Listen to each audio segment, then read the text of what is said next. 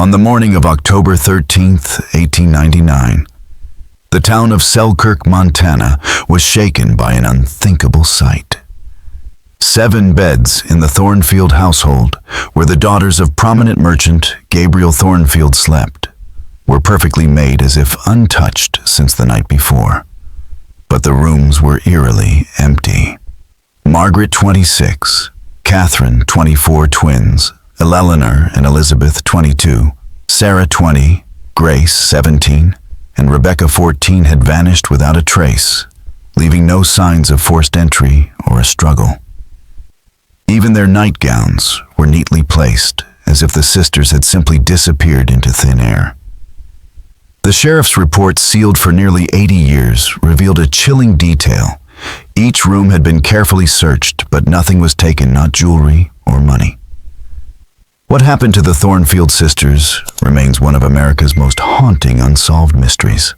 Hidden in government files is a dark truth of greed, corruption, and human trafficking far deeper than anyone in the small town of Selkirk could have imagined.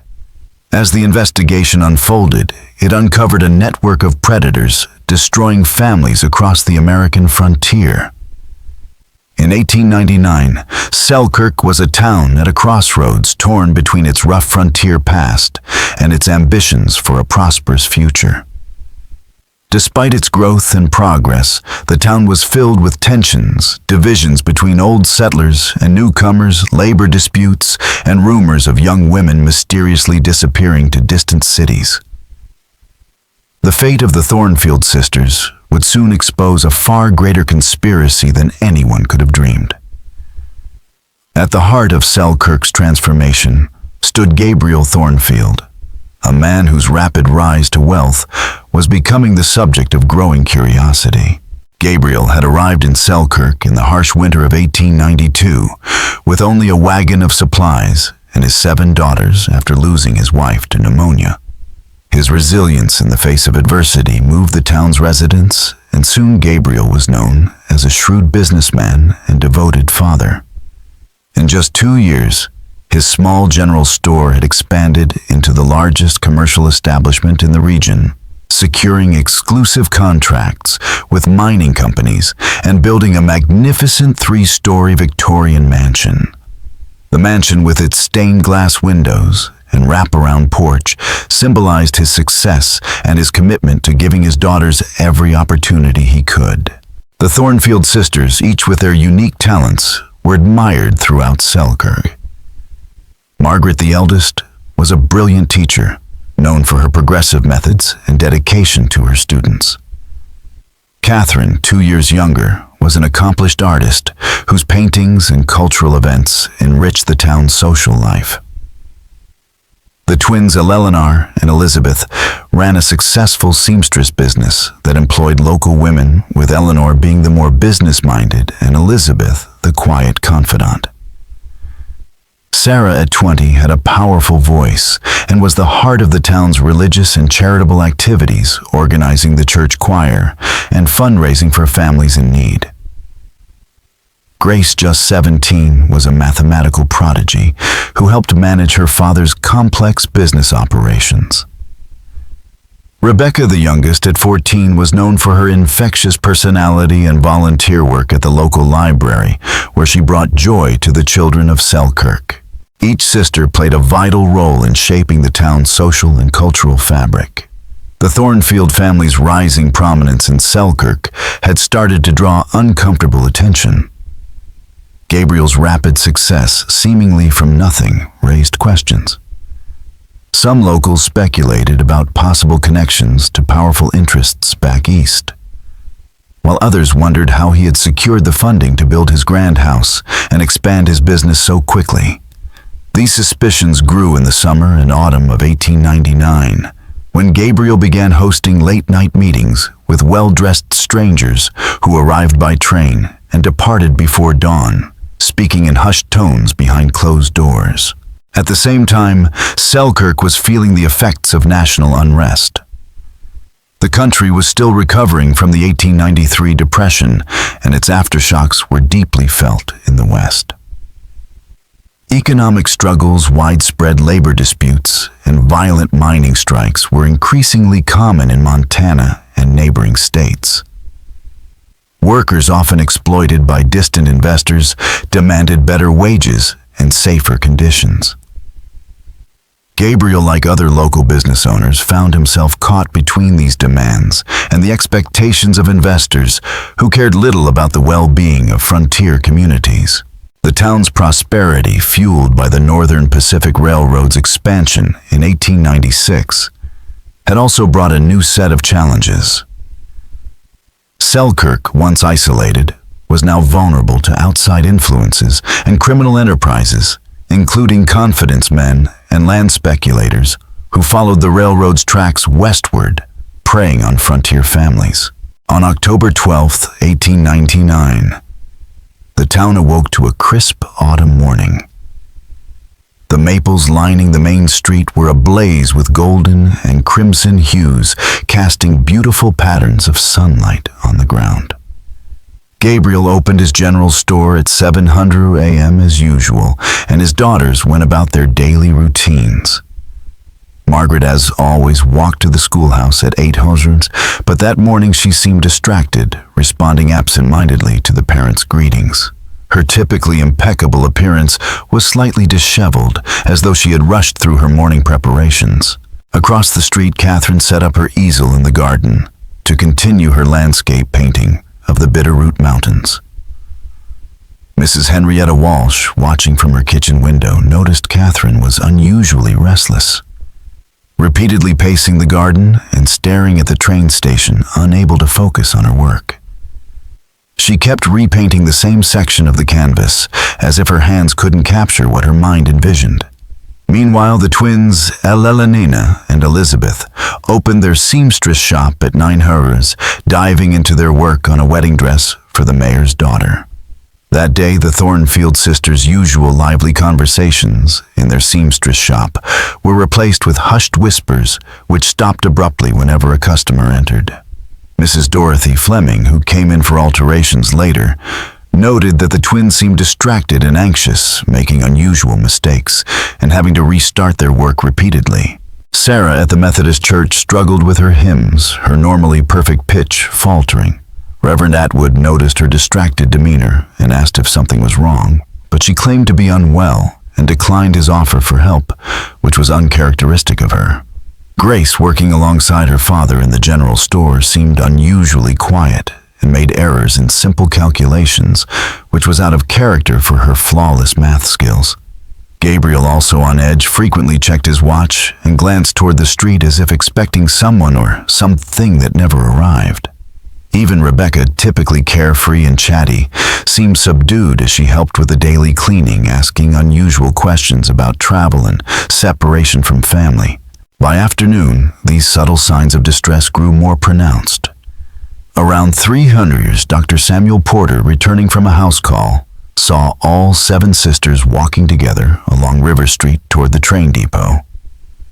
This struck him as odd, as they were usually busy with their own tasks in the afternoon. What disturbed him most was their demeanor. The normally lively, talkative sisters were silent, their faces pale and expressions full of distress. They moved in unison with a stiff, determined air, as though compelled to complete a task they couldn't avoid.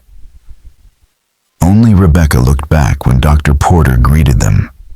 Her face filled with terror and her eyes pleaded for help. Dr. Porter later swore that her gaze conveyed desperation, as if she was powerless to speak.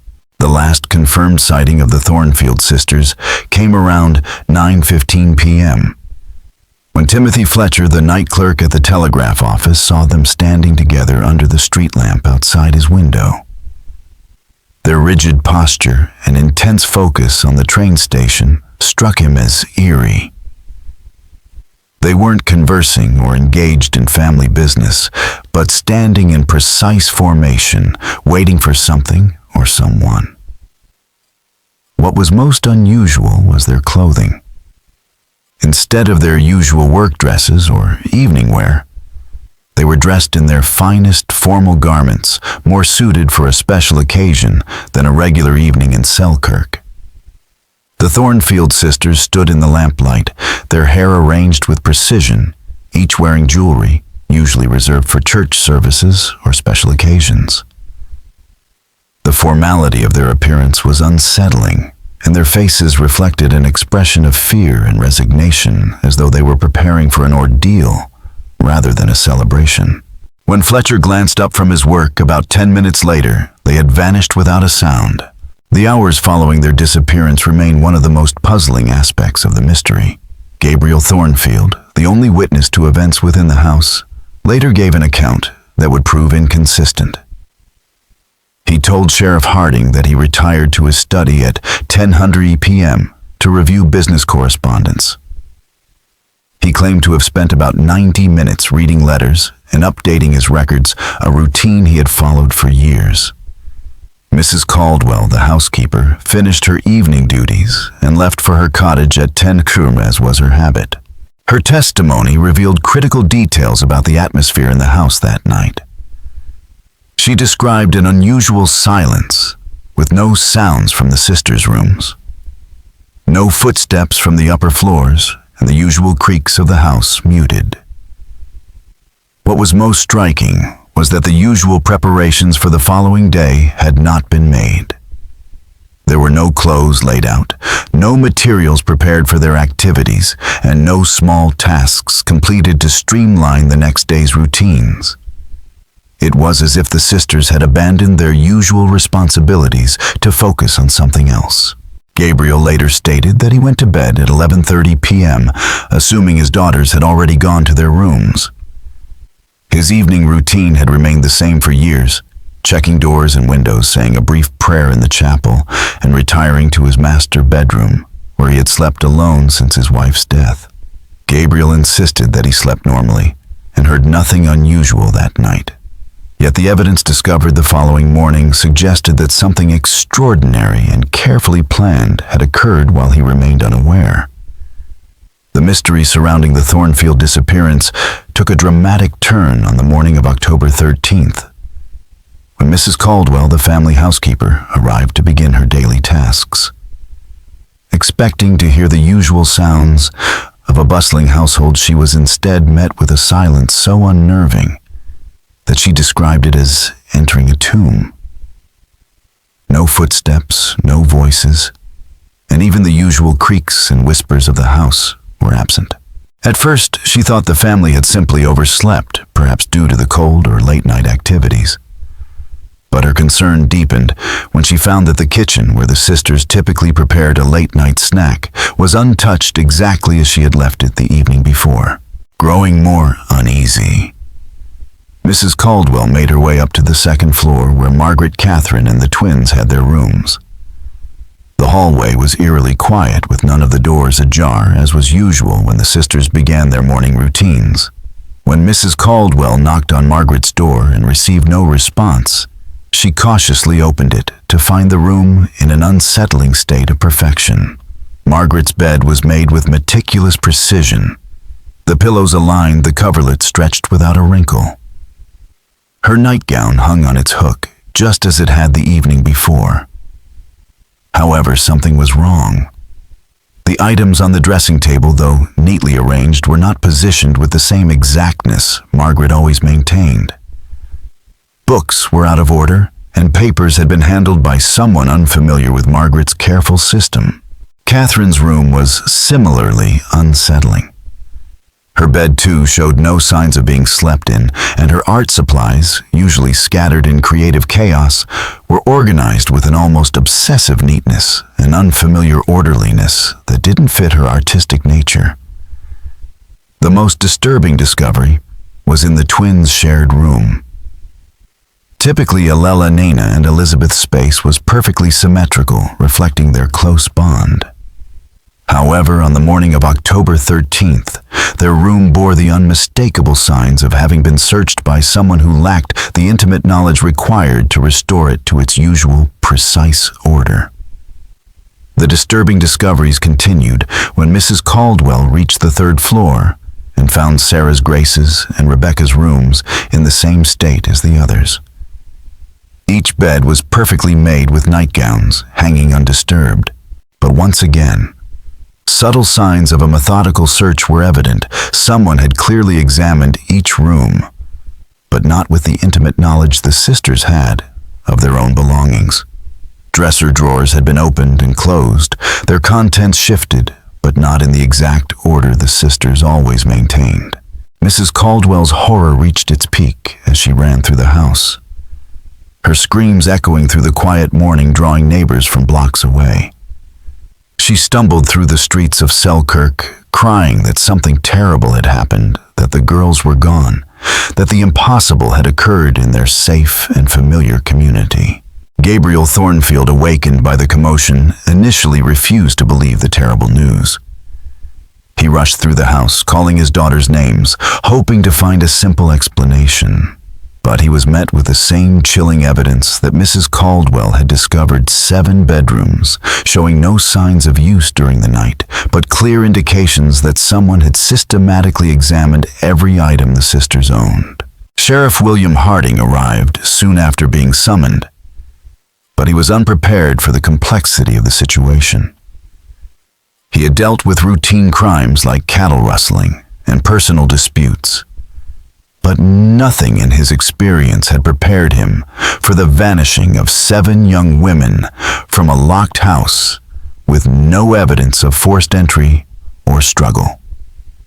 His initial examination confirmed Mrs. Caldwell's observations, but also revealed new details that only deepened the mystery.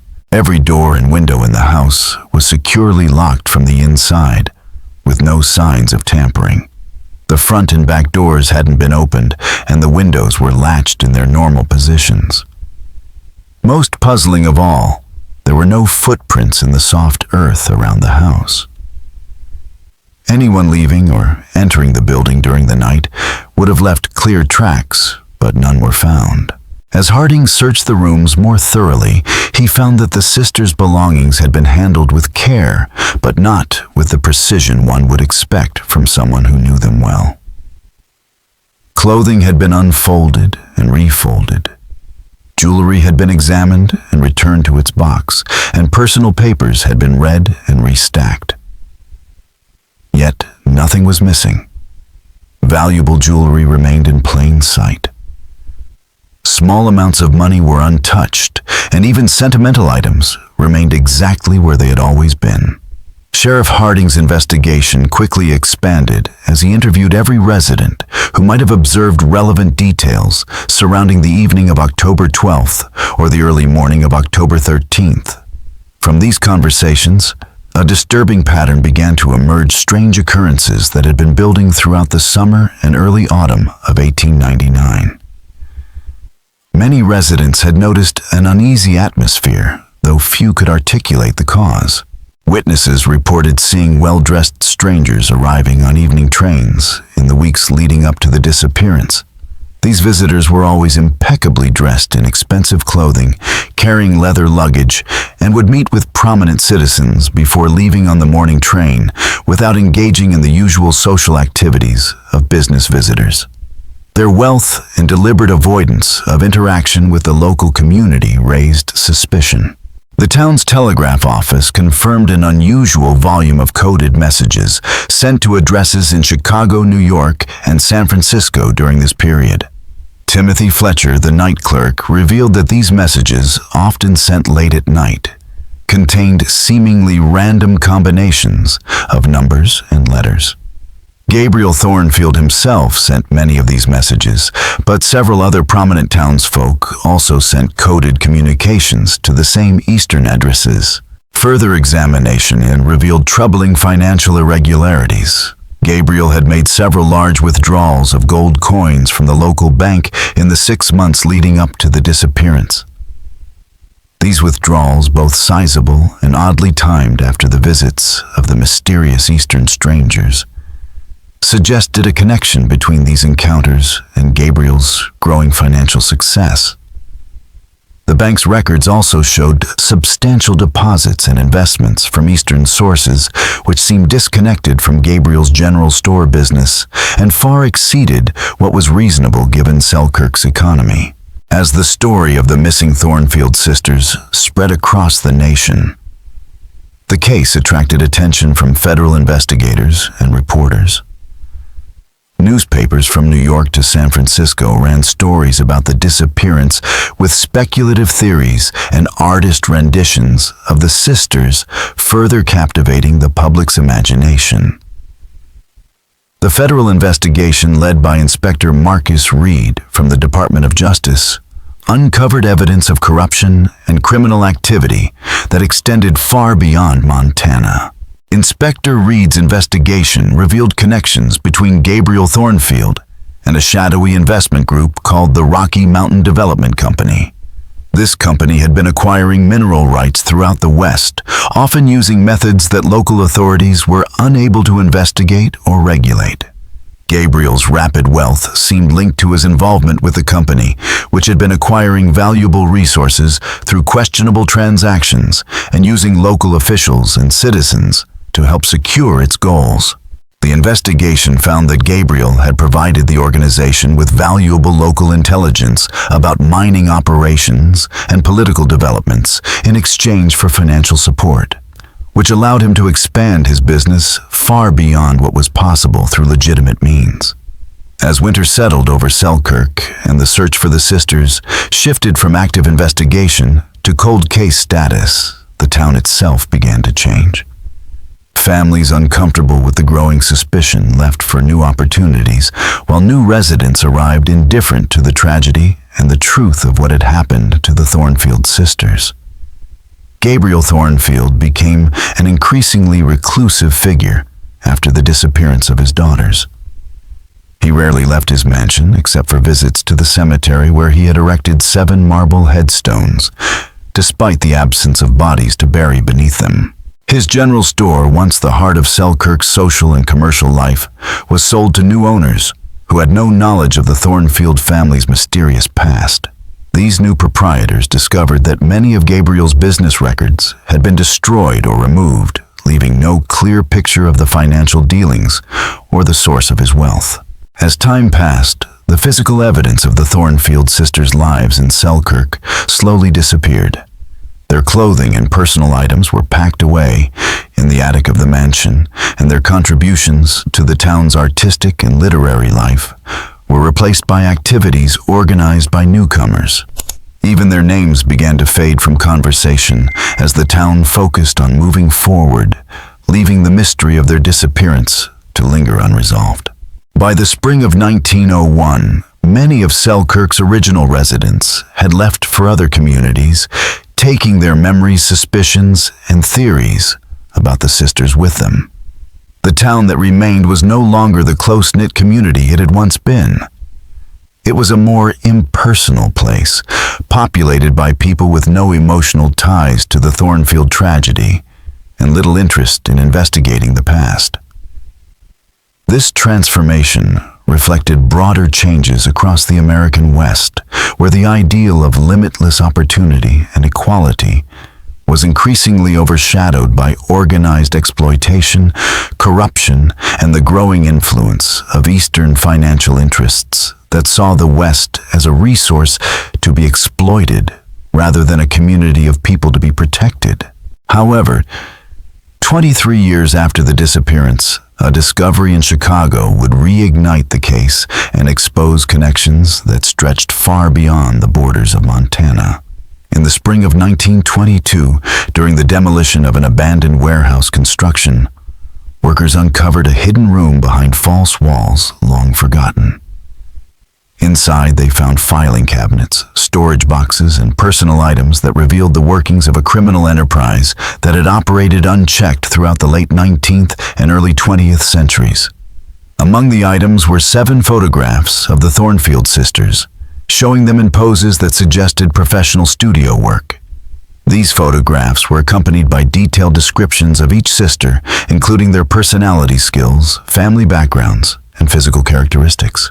Most disturbing of all the photographs seem to have been taken after the sisters' disappearance. Some of the images showed the women at ages they would never have reached in Selkirk. Margaret appeared in her 30s with a mature face, reflecting the responsibilities of adulthood. Catherine's photo showed her in elegant clothing, but her eyes revealed an unmistakable sadness. The twins Eleanor and Elizabeth were photographed separately, with subtle differences in their appearance suggesting they had developed distinct identities after being separated. Sarah's image showed her in formal attire, but her expression spoke of lost dreams. Grace, appearing to be in her mid-20s, was dressed in professional clothing, yet her eyes lacked the bright optimism she once had. Rebecca's photograph was the most heartbreaking. She was portrayed as a young woman in her early 20s, beautiful, but without the joy that had once defined her. Detective John Sullivan of the Chicago Police Department, who had been investigating the warehouse discovery as part of a larger probe into organized crime, immediately recognized the significance of the photographs and the accompanying records. The materials were part of an extensive archive detailing the operations of a criminal organization, specializing in what they referred to as domestic placement services and social advancement opportunities for frontier families, an enterprise that had exploited vulnerable women, including the Thornfield sisters, for years. The organization's records, meticulously kept over several decades, unveiled a horrifying and systematic scheme to exploit vulnerable families throughout the American West. These criminals identified communities where isolation, economic struggles, and social pressures made families particularly susceptible to offers promising better lives for their daughters. Their operations were cleverly hidden under the guise of legitimate businesses, including employment agencies, matrimonial services, educational institutions, and charitable organizations, which provided perfect cover for their actual activities. Detective Sullivan's investigation into the network revealed that the organization had been operating under various names and through multiple front companies since at least 1885. They targeted families in frontier communities where law enforcement was sparse and communication with external authorities was difficult, if not impossible. The criminals used careful research to identify vulnerable families and then deployed confidence schemes designed to convince parents that their daughters would have better futures through opportunities for advancement and prosperity. The process typically began with the arrival of well-dressed strangers who introduced themselves as representatives from Eastern businesses, educational institutions, or social organizations, seeking young women for positions offering significant financial rewards and social elevation. These recruiters came with impressive credentials, letters of recommendation, and proposals that seemed genuine to struggling frontier families. As parents showed interest, they were gradually drawn into increasingly complex arrangements involving financial investments, business partnerships, or other commitments, making it difficult to withdraw once they were involved.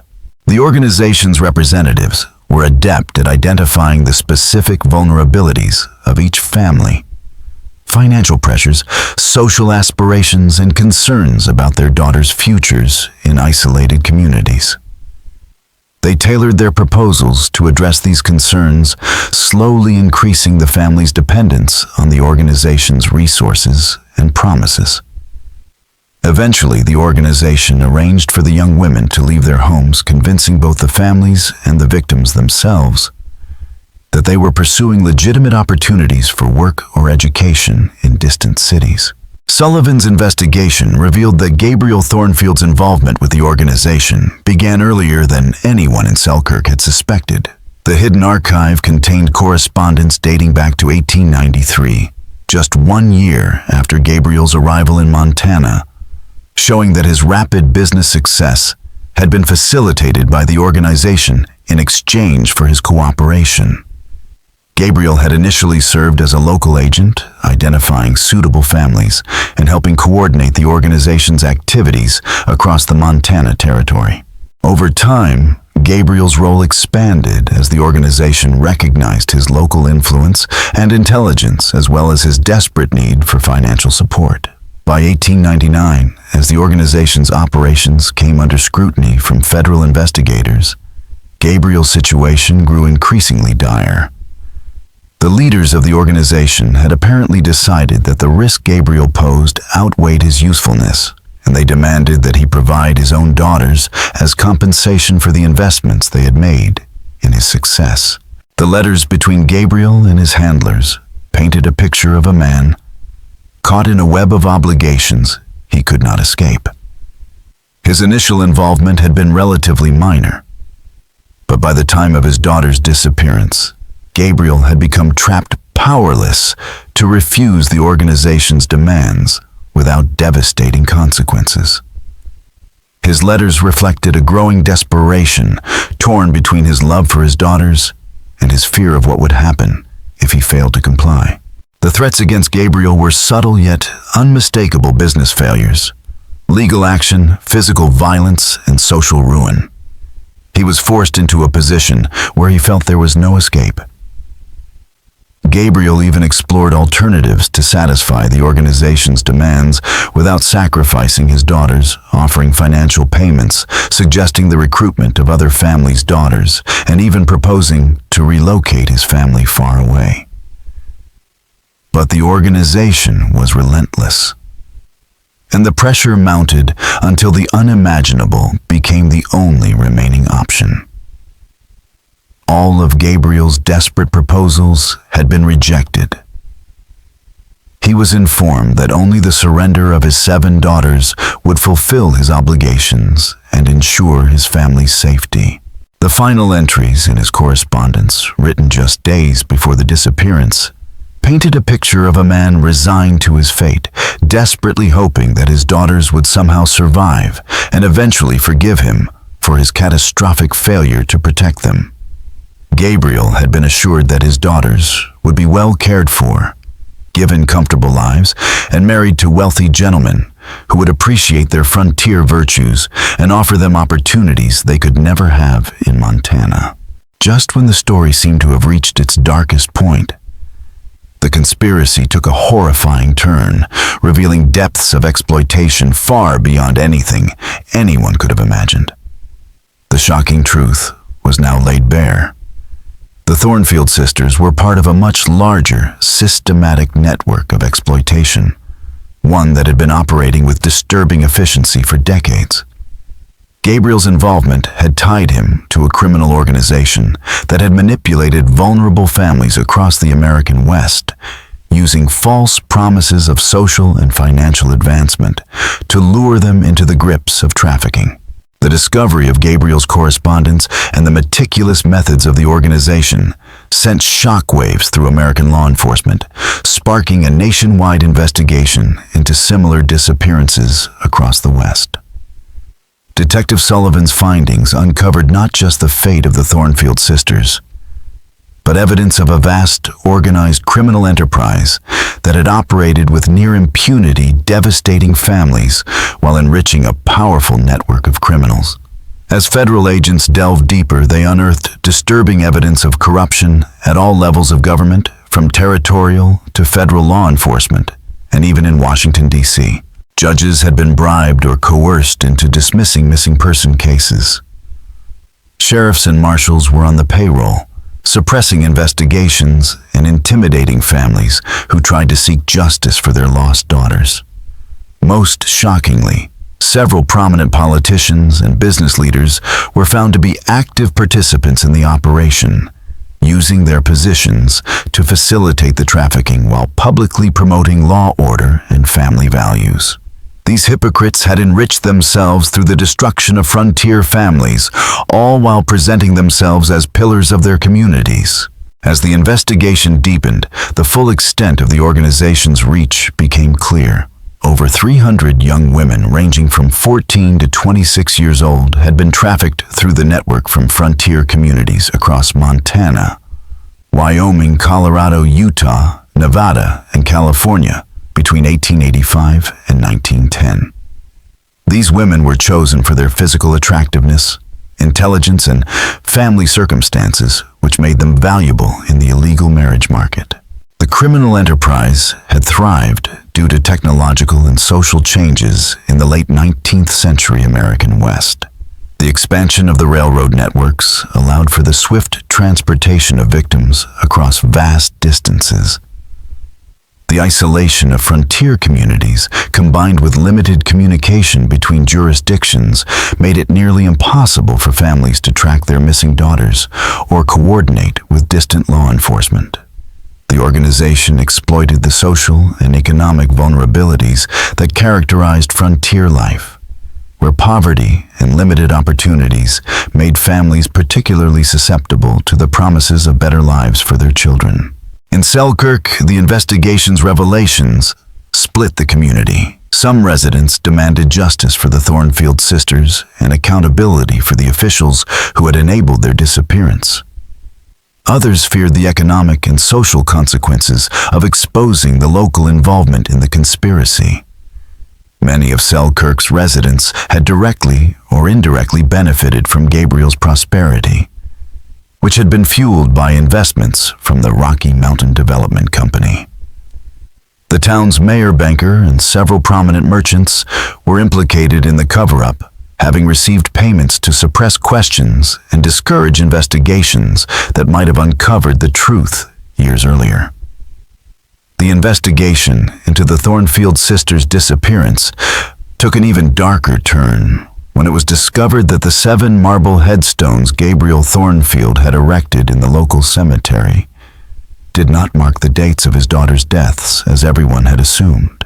Instead, the dates carved into the stones were the actual dates when each sister had been forcibly married in distant cities.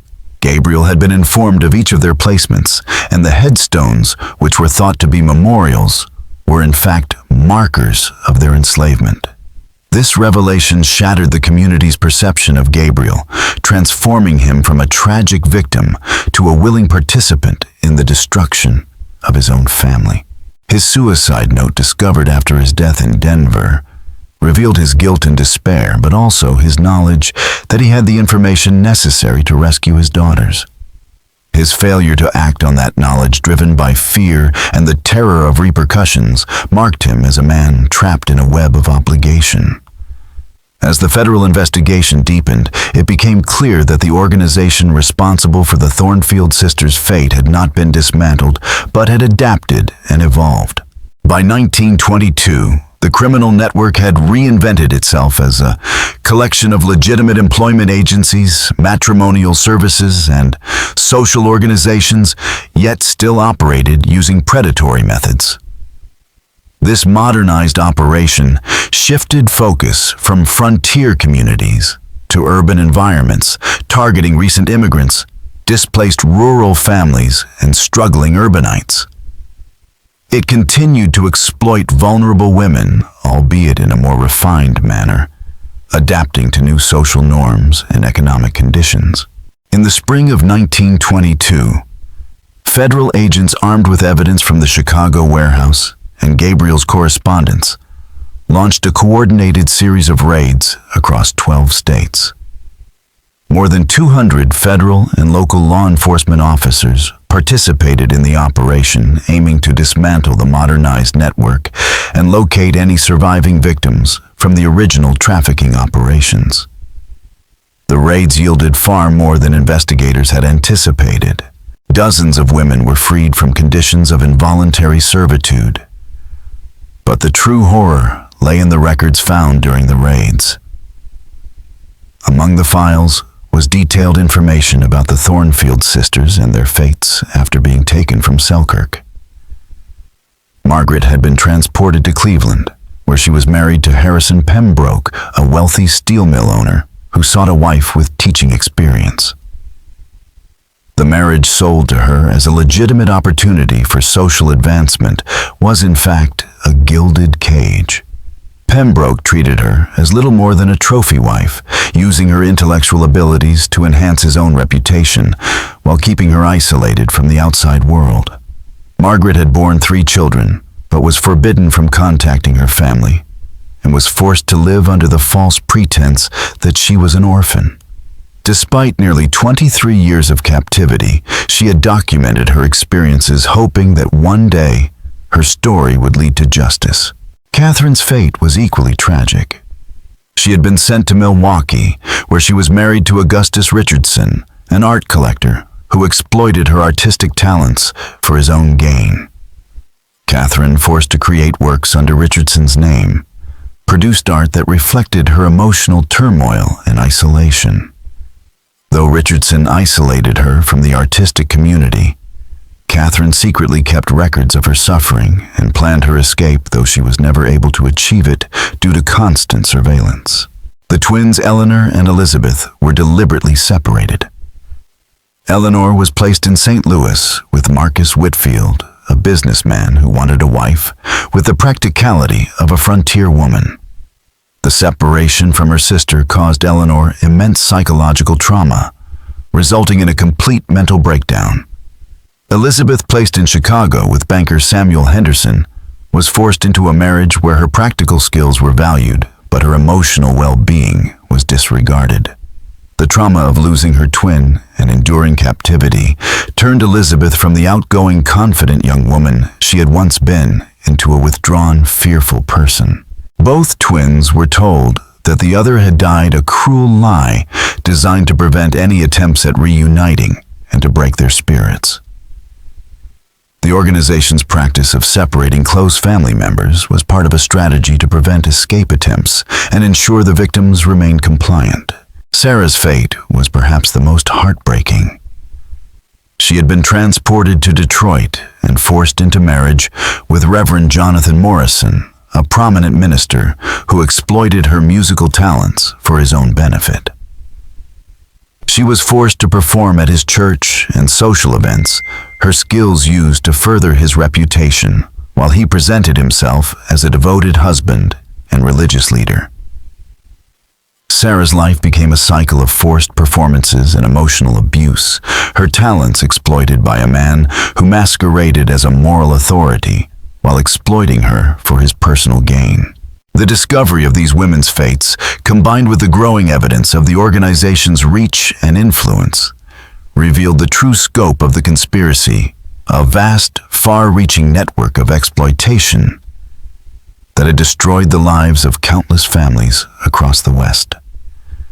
Gabriel Thornfield, once seen as a victim of circumstance, had been an active participant in the trafficking of his own daughters, driven by fear and desperation into complicity with a criminal enterprise that preyed upon vulnerable families for decades.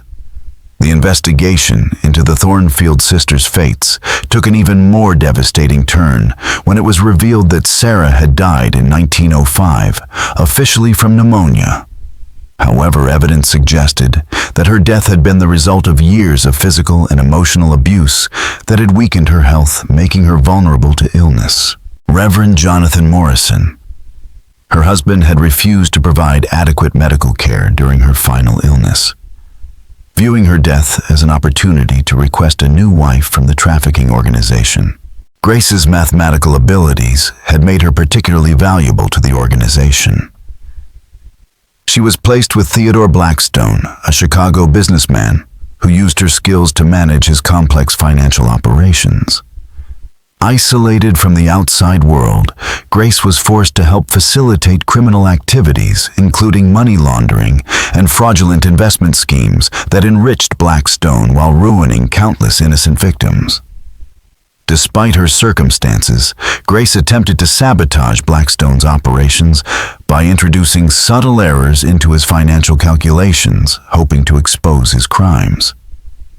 However, when these attempts were discovered, Grace was subjected to increasingly severe punishments that eventually destroyed her health. She died in childbirth in 1909 alone, and far from any family support, denied proper medical care by a husband who viewed her as a mere asset rather than a human being deserving compassion. Rebecca's fate was perhaps the most tragic of all. Her youth made her unsuitable for immediate placement, leading to years of captivity in various holding facilities, while the organization waited for her to reach an age that would make her more marketable. During this time, Rebecca was frequently relocated, never allowed to form lasting relationships or develop any sense of stability. By the time she reached an age where she might have been placed, her deteriorated physical and mental health made her unsuitable for the kind of arrangements typically facilitated by the organization. She died of tuberculosis in 1907 after spending the last years of her life in a facility that had become a prison for unwanted victims who could no longer serve the organization's purposes. The trials following the 1922 arrests became a national sensation, revealing the systematic exploitation of vulnerable families throughout the American frontier over the past 4 decades. The public was shocked as newspaper coverage of the proceedings detailed the scale of the trafficking operation, leading to calls for comprehensive reforms in law enforcement, interstate commerce regulation, and the protection of women's rights. Marcus Peaton, the criminal mastermind behind the trafficking network, was arrested at his Chicago mansion in a dramatic raid which uncovered additional evidence of his crimes.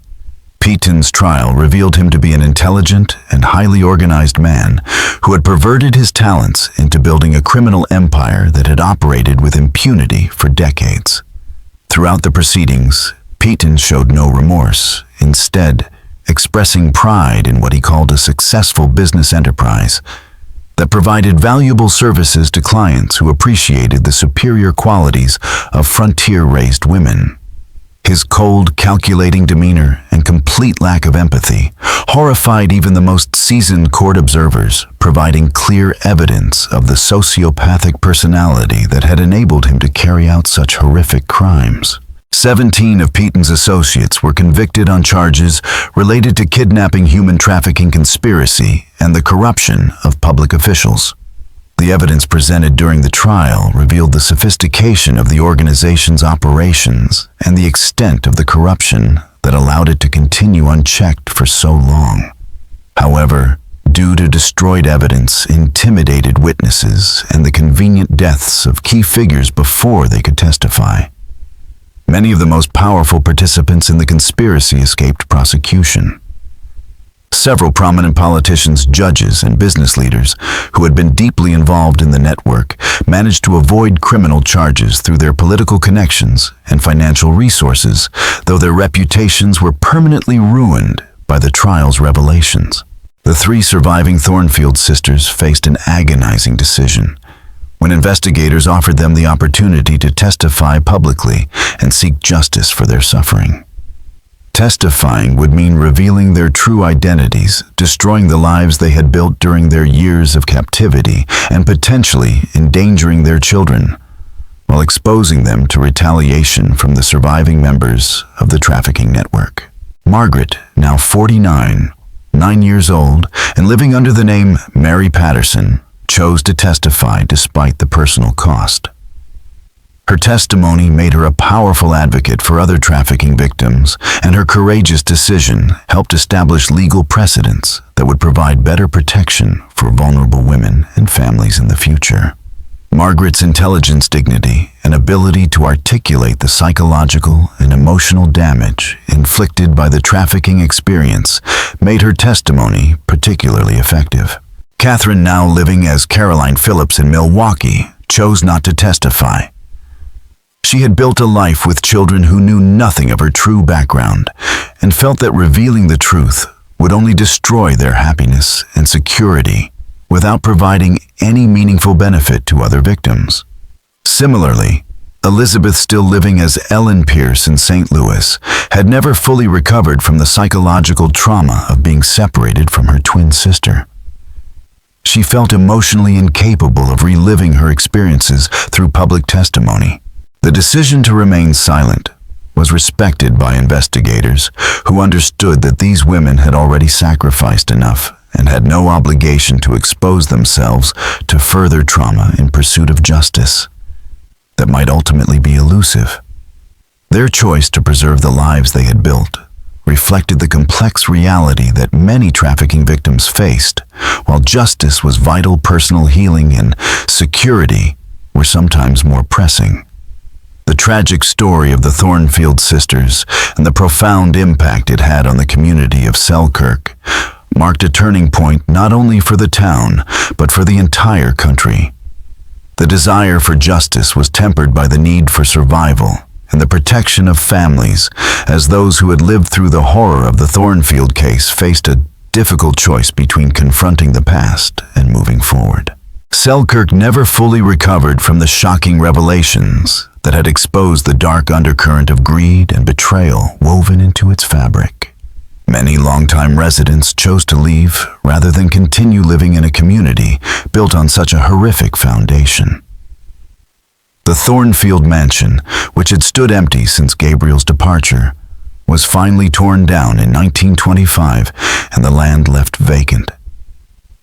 The town seemed to be trying to erase every physical reminder of the family's tragic fate, though the memory of their suffering could never be so easily erased. The 7 marble headstones in the cemetery were replaced by a single solemn monument that bore the inscription, "To the 7 sisters victims of greed and betrayal, may truth finally set you free." This new memorial was funded by residents throughout Montana who were deeply moved by the sisters' story and wanted to ensure their sacrifice would not be forgotten. The national impact of the Thornfield case was profound, leading to significant reforms in the way missing persons cases were handled across the United States. New federal laws were passed to provide greater oversight of employment agencies and matrimonial services, with increased interstate cooperation in criminal investigations. Communication systems were standardized to ensure law enforcement agencies could share information more effectively. The investigation exposed how economic desperation and social isolation in frontier communities made them vulnerable to exploitation by organized criminal groups. Pitone's network had exploited these vulnerabilities, presenting themselves as providers of opportunities that would supposedly offer a better life, while instead trapping their victims in slavery and abuse. The case also revealed the particular vulnerability of young women who, due to limited opportunities and the social limitations placed upon them in frontier communities, were dependent on their families' decisions regarding their futures. The traffickers knew how to exploit these conditions, offering promises of better lives, while ultimately subjecting their victims to fates far worse than they could have imagined. The legacy of the Thornfield case persisted long after the trials ended. The evidence uncovered during the investigation was instrumental in improving law enforcement strategies for preventing similar crimes, and it raised public awareness of the need to protect vulnerable populations from exploitation. This tragedy revealed the ways in which desperation can blind people to evil, and how the pursuit of prosperity, unchecked by morality, can lead to the destruction of everything one holds dear. Gabriel Thornfield's desire to provide a better life for his daughters made him vulnerable to the manipulative deception of the trafficking network. In trying to secure a prosperous future for his family, he unknowingly destroyed everything he valued most.